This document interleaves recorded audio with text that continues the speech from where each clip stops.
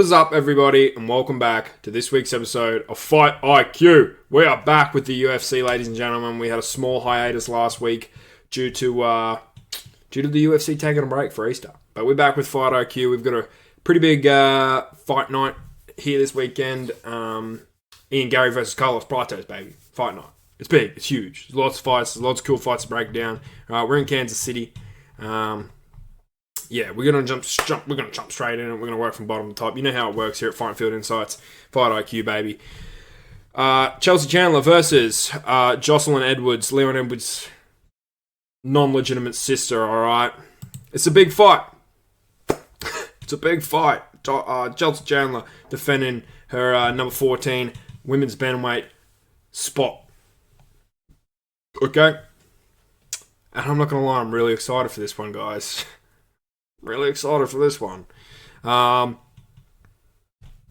did a bit of a nitty-gritty dive into this fight previous to the recording of this video. I did a bit of a deep dive because I'm really passionate about these two women. Chelsea Chandler, number 14 ranked. We're not too sure how, okay? Obviously, she's beaten the who's at some points. Jocelyn Edwards, I will just say, is the betting favourite. She is the betting favourite. But if we're looking off a couple of stats, you know me, you know the Fight Food Insights. We are not stats guys, all right? We're heart guys, we're dog guys. If I like how you look, I'm going to pick you. Pick them in the striking, all right? But Chelsea Chandler does have the advantage on the ground. As I always say, if a fighter, in this case Jocelyn Edwards, is prepared, right, to be facing up against a grappler, she can win this fight. If she's done the preparation, she's got her grappling defense, her takedown defense on par, she can win this fight. Chelsea Chandler, she seems to me like a bit of a Michael Chandler, a bit of a slog 'em dog 'em out. And then you got Leon Edwards' sister. They even look alike, all right? For all of the audio listeners out there, they even look alike, all right? So, I'm going to go with Jocelyn Edwards on this one. I think if she can do the correct preparation, all right, she can beat a Chelsea Chandler and she break into that top 15 rankings. So, yeah, give me Jocelyn Edwards to win this one via decision. Little quick stat for you guys, if you guys are interested in stats. Neither of these women have ever scored a knockdown in the UFC, so. On to the next fight of the card. Timmy Caramba versus Robert Romero. Mexico versus the United States. Timmy's got 3 fights in the UFC, or 2 fights in the UFC. I think it's 3 fights in the UFC, and 2 fights in the UFC, and he's not won a single one. Roberto has 1 fight in the UFC, and he's not won it. This is a legit pick'em, okay? You check the betting sites. It's $1.90 going both ways. These guys, similar wins and losses, all right? Similar in height, similar in weight, similar reach, similar leg length. These guys are the similarities. They're out the roof. All right, even there's a fair few similarities when it comes to the striking department, and the grappling is quite similar as well. Stats are saying probably going to see more striking out of these two, and this is why it's a really hard one to pick. Okay, Robert Romero, he looks a little scrappy. Okay, but Timmy's got 2 losses in the UFC to Roberto Romero's 1. I think if you're going on a two fight losing streak, I think you're ambitious. You want to get in there and you want to get back what you've lost. Robert Romero, he could be simply putting it down to first time bad luck. He putting it down to something like that. Okay, he lost his first one, he's going to come back for his second. But I think Timmy's going to come out there with a little bit more urgency. Okay, because he's down 2, and if he knows if he loses 3, he might be looking at getting cut. Because that featherweight division's quite stacked. So I like Timmy to win this one. It's a pick'em. So this one's hard. There's not too much to go off when these guys are so evenly balanced. We can't even check out, stats and all that because their stats are quite similar. And then as of going off previous fights, they haven't really fought the best competition, so it's hard to say that they had close fights with some tough guys. Yeah, Timmy fucking Caramba, whatever his name is, I got him winning.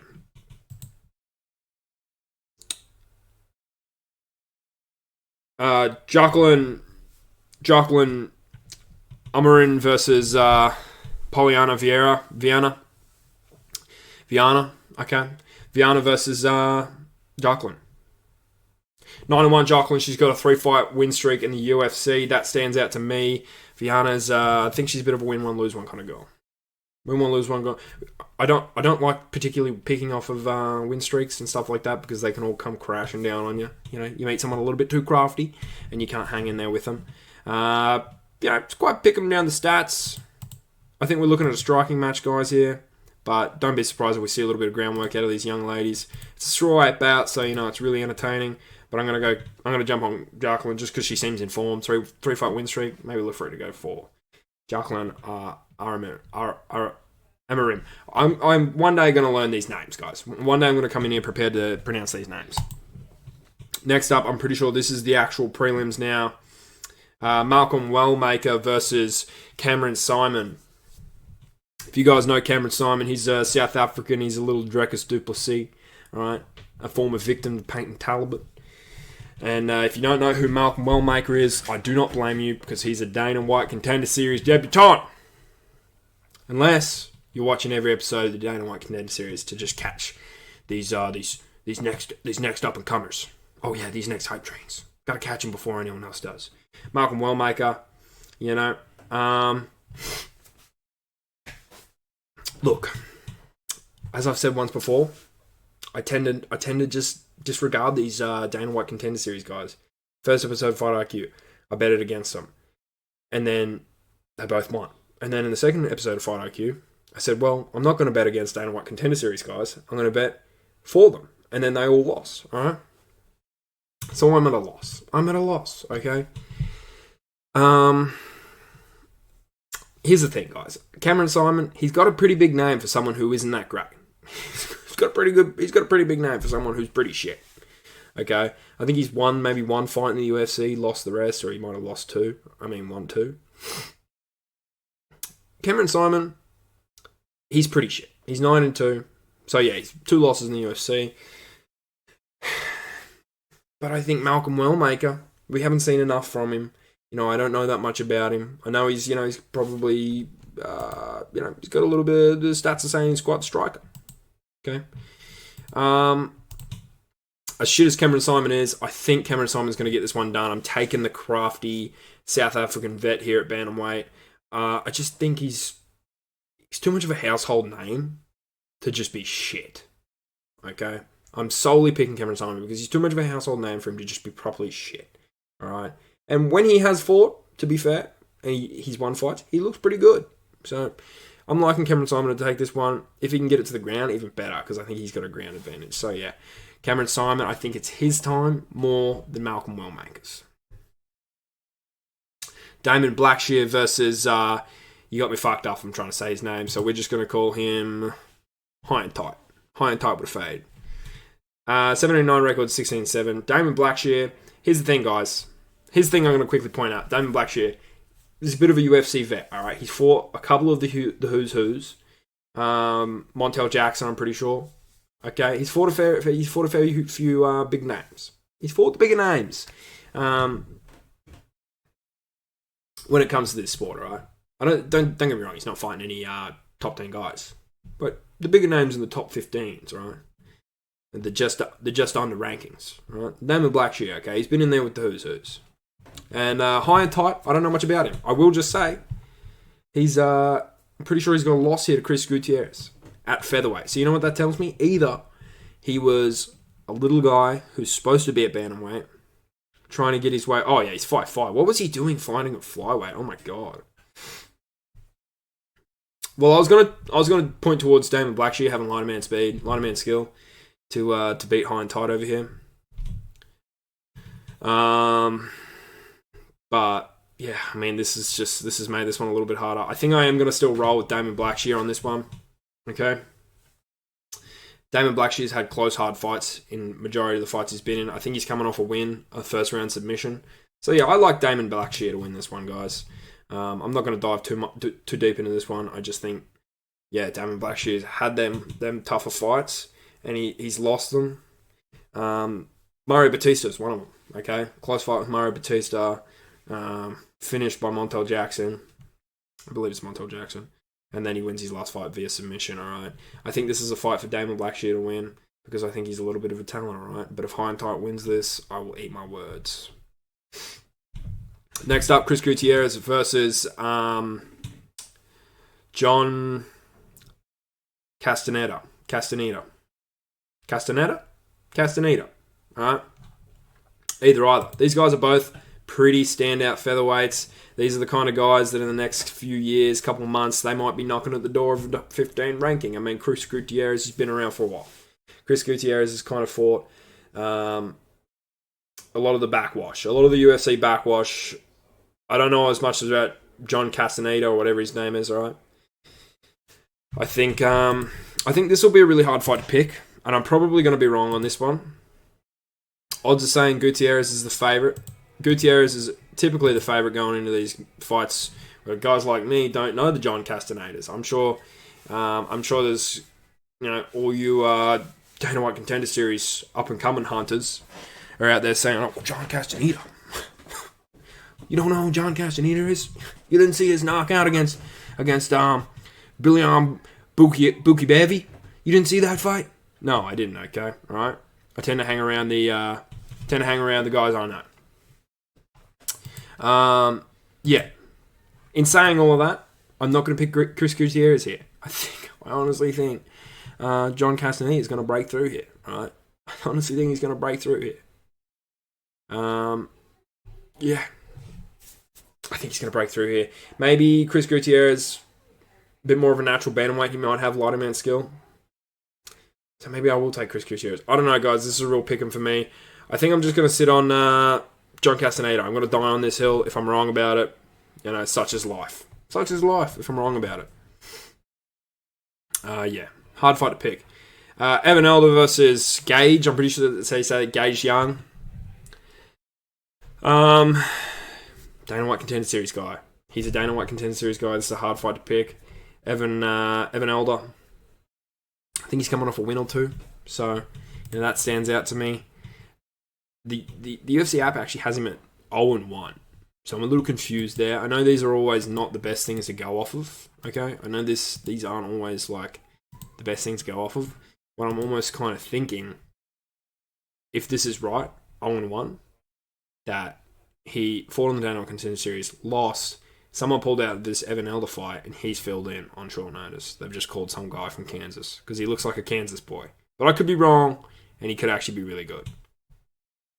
I could be really wrong there. I could be like super totally wrong. Okay? In saying that, if he is a Kansas boy, I'm going to go Gage Young. Yeah, Gage Young. Yeah, Gage. Come on. Pick him with heart, we're picking with dog. And he looks like a dog. He looks a little bit like Upchurch. Shout out if you know who Upchurch is. So I'm going to take Gage Young in this one to win his UFC debut against Evan Elder with a big knockout in the first round. Matt Schnell versus Jimmy Flick. If you don't know Matt Schnell's a bit of a victim at flyweight. All right, he's lost to a fair few of the flyweight guys. Steve Erceg being one of them. He was a Steve Erceg victim back when Steve Erceg won fights. All right, and Jimmy Flick, if you don't know Jimmy Flick, I don't blame you because I didn't either. Jimmy Flick, though, he looks like a little bit of a dog. He looks like he's got a lot of heart. All right, I will just say that. Jimmy Flick looks like he's got more of the heart out of these two. Okay. Matt Schnell does have the ground game. Okay, he's got the grappling advantage. And, going off stats, once again, we're not stats guys over here at Fine Field Insights. Matt Schnell's probably a better fighter, but I'm gonna pick Jimmy Flick. Give me Jimmy Flick. Jimmy Flick by decision, dog fight. Andre Muniz versus Ikram Aliskerov.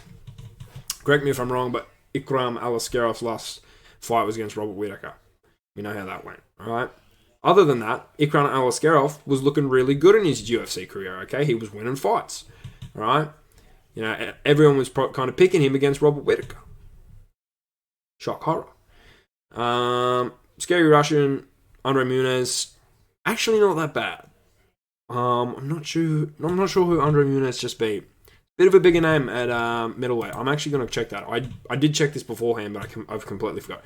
He beat the Iron Turtle. So that's a pretty big win. I will say that's a pretty big win. He beat the Iron Turtle. I think that was a close fight. But Ikram Aliskerov, I think, is just a bit of a bigger dog. All right, he's the betting favorite in this one. Andre Muniz, I think, has to go above and beyond to beat a guy like Ikram Aliskerov. All right, he's just a little bit more proven. You know, he's fought the Hamzats and the Whitakers. But Andre Muniz, not to take away from him, he has fought Brandon Allen and a couple of bigger names. And the Paul Craigs, I'm pretty sure. But yeah, I'm going to take Ikram Aliskerov on this one. I think this is going to be a bit of a fight for Ikram to get back in the win column. So yeah, I like Ikram Aliskerov to win this one. Randy Brown versus Nicolas Dalby. Nicolas Dalby's got a few good wins under his belt, but I think Randy Brown's just a bit of the better fighter. You know, let's look at who Randy Brown's lost to. Brian Battle, really close fight, arguably a robbery. No, I'm not a big guy to pull the robbery card unless it was John Jones versus Dominic Reyes, right? Not big in the robberies. But I think it was a really close fight, and Randy Brown could have been his fight any day of the week, all right? Just happened to swing the way of Brian Battle. And then you look at his other loss to Jack Della Maddalena. Who's Jack Della Maddalena fighting in a couple of weeks, a week, whatever? Bilal Muhammad. So his two losses are quite justified, in my opinion. Nicolas Dalby's wins to losses don't match up against a Randy Brown, all right? So I'm not going to dive too deep into this one. I like Randy Brown to win this fight better. I just think he is the better fighter. He's the bigger fighter, okay? So he's the more physically gifted fighter. You know, I think everything sort of just jumps the way of a Randy Brown here. I think this is another one of them layup fights to get Randy Brown back into the position where he could enter a top 15, because I think he is that good. I think Randy Brown is that good. He just needed a couple of these fights to prove it.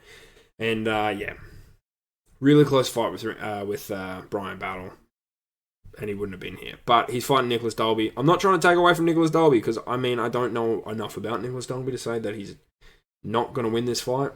But I think, yeah, it just from the outside looking in, it looks like a whitewash for Randy Brown. So give me Randy Brown to win. Not sure how. Probably even a knockout. Be cool to see Randy Brown get a win with a knockout. Abus Magomedov versus Michel Pereira. He's defending that number 14 rank spot against Abus. Abus has been knocking at that number 15 ranking for a while now. He's been knocking on the door. From the outside looking in, Abus, a lot of people probably think he sucks. A lot of people probably think he's, they lost to Sean Strickland, and he, who else did this guy lose to, man? He's had a few losses. I know Sean Strickland. Sean Strickland stands out to me. Oh, yeah. Come on, guys. Come on. Carlos Prates and Sean Strickland are his only two losses, and he's back in the wins, the win column against Ferreira. So, and which was a fight that shocked me, because Ferreira, he hits hard. And I thought that he'd beat Abus Magomedov. And I'm not gonna hey. It's a hard fight to pick, alright? From the outside looking in, Michel Pereira is the betting favourite. Okay? But what do we find out in that who do you fight? Who do you fight? Anthony Hernandez. What do we learn in that Anthony Hernandez fight? Anthony Hernandez gassed him out, alright? Michel Pereira is probably going to pour it all on round one, unless he's learnt from that. But we've seen in that fluffy fight, he poured it all on, alright? He put it all out there, he gave it everything he got, and he was kind of getting in Fluffy's face and making him uncomfortable. Rounds 2 and 3, everything changed. Everything changed. Just went downhill so quick, okay? And that works into Fluffy Hernandez's favour, because he's got a good gas tank. Abus Magomedov, notoriously not the best gas tank. But, and there's a big but here, I just have a weird feeling, alright? I always tend to back a roughie here and there. I always tend to pick at least one roughie on these fight IQs, okay? And Abus Magomedov is my roughie for this card, okay? I'm picking Abus Magomedov to beat Michel Pereira and break into the top 15, man. He deserves it. He deserves it. Who's he lost to? Carlo Biagio and Sean Strickland? Come on. Abus Magomedov has been knocking at that top 15 spot. I think he's going to get in there. Michel Pereira is a fraud. No, I am going to seriously take Abus Magomedov here. Okay, I think he's good enough to get this one done. I think he's good enough and crafty enough to get this one done against Michel Pereira. I think people might be starting to solve the Michel Pereira card, the blueprint for it rather. Yeah, Abus. Let's go, guys. Giga Chikadze versus David Onama. David Onama, undefeated prospect. Fairly certain. Don't fact check me on that. In the UFC, that is. Okay. Versus Giga Chikadze. He's been around for a while. Recently fought Arnold Allen, coming off a loss. This is a hard fight to pick because I think we're going to see a lot of striking out of both these guys. There's not too many discrepancies in physical attributes. The striking to me on paper, it seems even. I think David Onama sort of had a close fight in his last fight. He's got one knockout in the UFC. Giga Chikadze, great striker, bit of a dog. This is a hard fight to pick. I kind of want to ride with Giga Chikadze being a bit of a veteran, being a bit craftier, and just knowing the ways, the ropes around a UFC, getting a UFC win. Getting a win against a young, hungry up-and-comer. Okay? Is Giga Chikadze that kind of fighter? Where he's going to knock back the young, hungry dogs? Because, I mean, in David Onama's fight, his last fight, David Onama didn't stand out to me. He didn't wow me, and I was like, whoa. This guy could be a Giga Chikadze. I never thought that once, alright? But, I don't know. David Onama is the betting favourite in here against Giga Chikadze. I don't know. This is a hard one, guys. This is a really hard one because I think it's going to be a striking bout. I think David Onama, 3 fights in the UFC, 3 wins, not the biggest names. Giga Chikadze's fought the bigger names. I think I'm going to lean towards Giga Chikadze to get this one done. Okay? And I'm not just doing that because of name value out of Giga Chikadze, but I think he is going to be a bit craftier. I think he's going to be a bit of a veteran. I think he could probably show David Onama that there's levels to the UFC, okay? That is my prediction going into this. Yes, Giga Chikadze is number 12 ranked. A little bit of a divisional squatter. And it would be cool to see David Onama crack the rankings. But I just don't know if he's ready. I don't know if he's totally ready. So I'm going to go Giga Chikadze. I'm probably going to regret that one. But I'm going to pick a craftier vet here on this one. Co-main event, Anthony Hernandez versus Zhang Mingyang. Zhang Mingyang, man. He's a scary dude. He's a scary light heavyweight. Alright. I think it's a bit of a layup for Zhang Mingyang. I think Anthony Hernandez, if this isn't his retirement fight officially, I think it should be. I think he should retire after this fight. I don't see him winning this fight. Okay, he's old. He's battled. Tested, alright. He's had his fair share of wars. Okay. And Zhang Mingyang just looks really freaking good. Okay. I would have rathered an Anthony Smith to take a fighter on his level, an older guy who's also had wars. But he's taken on a young, hungry prospect. So, I mean, props to him. I think he sees something in his own game to where he was going to beat a Zhang Mingyang, but I don't know. My official pick's Zhang Mingyang. Okay, I'm going to take the biggest favourite on the card, I'm pretty sure. I'm going to take the biggest favourite on the card. All right, minus 500, Zhang Mingyang. I think this is just feeding Anthony Smith, to the wolves.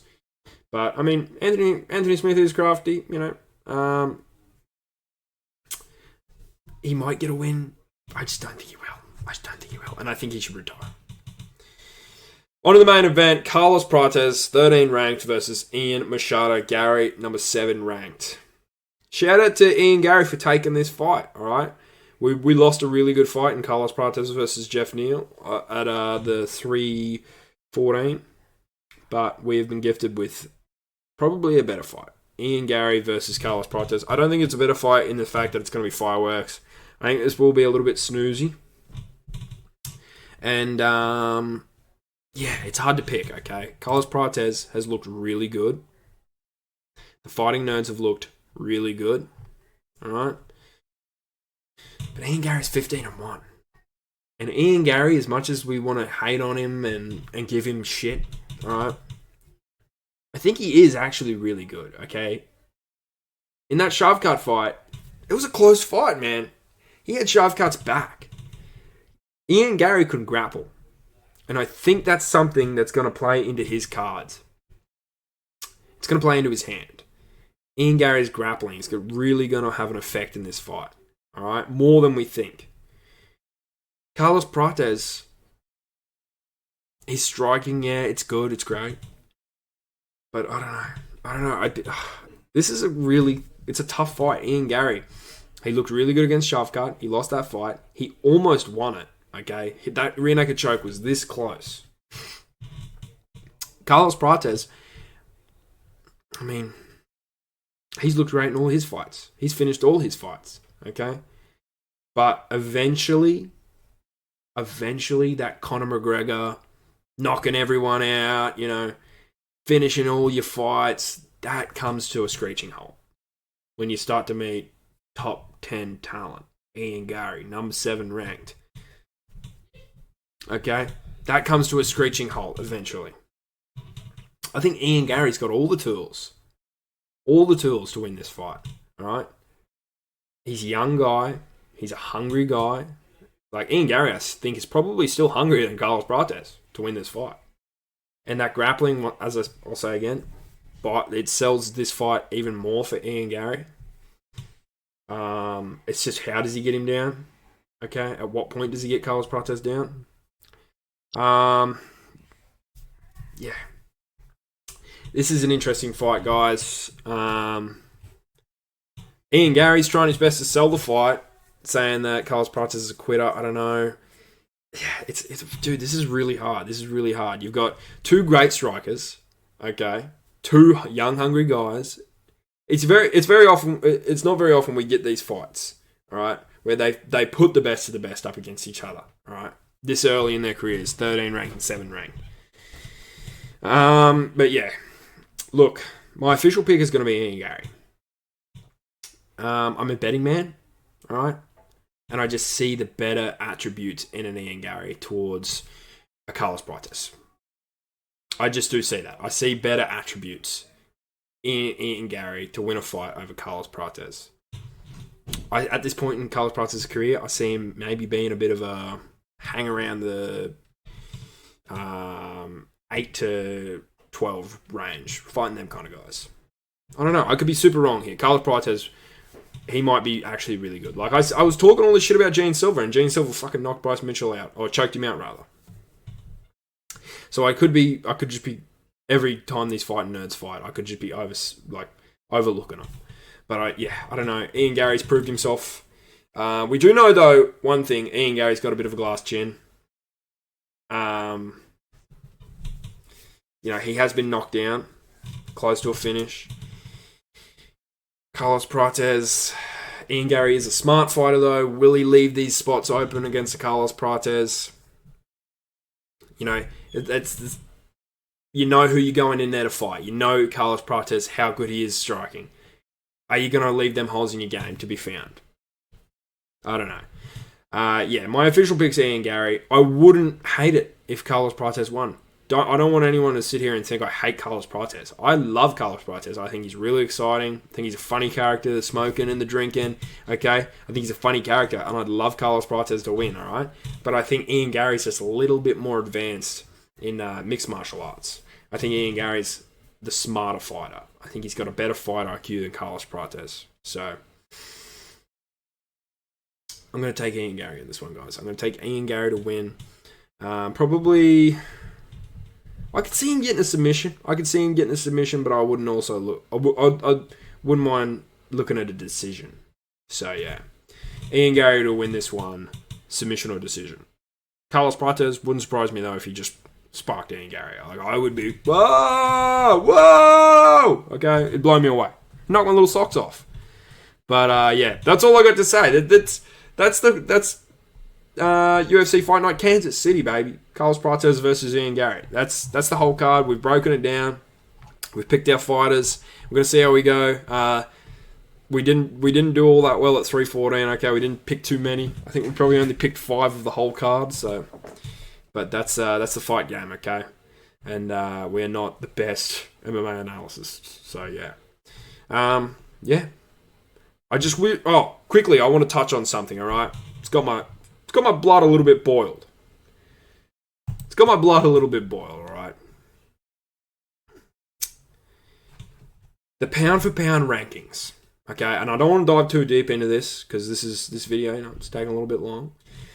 I want to just jump in and jump straight out. Alexander Volkanovski ranked at number 9. You're probably thinking, oh, salty Volk fan. We got a salty Volk fan over here. I'm not, okay? I'm not a salty Volk fan. I just look at this pound for pound ranking like a joke, man. Like a joke. John Jones last fought Stipe Miocic. Stipe? And he's sitting at number 2? Oh, but John Jones is the GOAT. John Jones is the GOAT, man. He's never lost. Newsflash, bro. Newsflash. Okay, Dominic Reyes.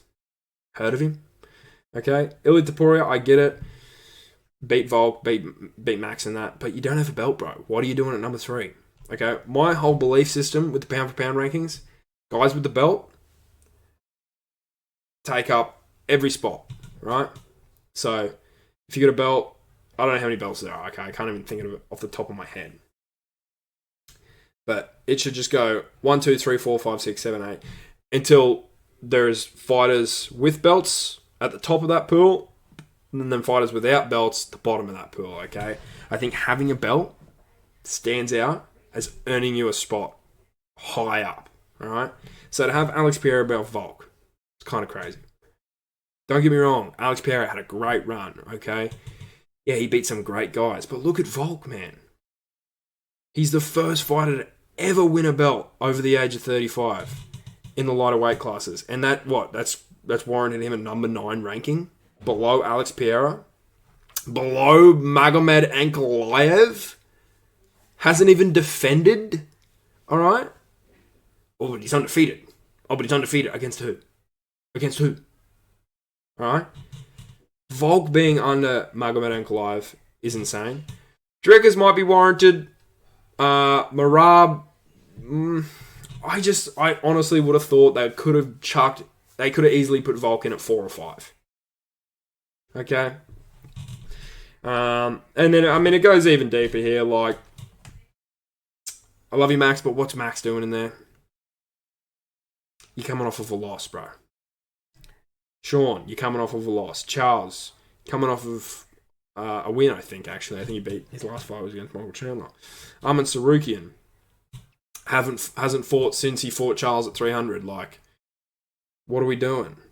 And then, like, this is what I mean. Like, Pantoja and Volk should be above Alex Pereira. Pantoja should be above Magomed Ankalaev. I don't know. The pound for pound ranking needs to be fixed. It needs to be fixed. I just had to quickly touch on that. And then I also want to say, I don't know if they've changed it here yet. Okay, so when we click on it, it's changed. When we click on it, it's changed. Thankfully, okay? Thankfully. This is fixed. We got Washboard Abs Volk on the website, at least. I know when I check my UFC app, and it comes up with all their little pictures, right? We still got old man Tubby Volk. 10 days notice Volk, okay? That needs to be changed. ASAP. Right? Fix these rankings, and fix Volk's picture on my app. Damn it. So anyways, I just really wanted to quickly jump into that. I really wanted to address that really quickly. Alright? Wanted to get that off my chest. But yeah, so no. We got a great card coming up this weekend, guys. There's nothing we can complain about. The UFC is back! And yeah, we can enjoy some good old-fashioned violence this weekend. With a good card. So yeah. But no, thanks guys. Thanks for watching. And I'll catch you in the next episode of Fight IQ, which is probably going to be a big one. I think it's 3:15. I'm not too sure. So yeah, thanks guys. Thanks for watching.